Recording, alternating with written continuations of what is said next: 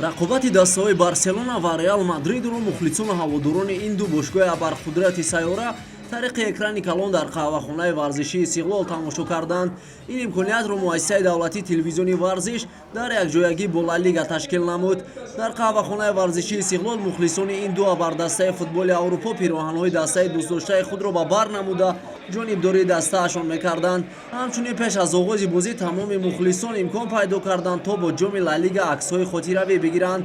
воқеан дар имрӯз қаҳвахонаи варзишии Истиқлол фазои дона дошт, зеро хурду бузург махсусан сокинони шаҳри Душанбе лаҳзаи тамоми корҳои рӯзмарраи худро як тараф гузошта гирди ҳам ҷамъ омада буданд.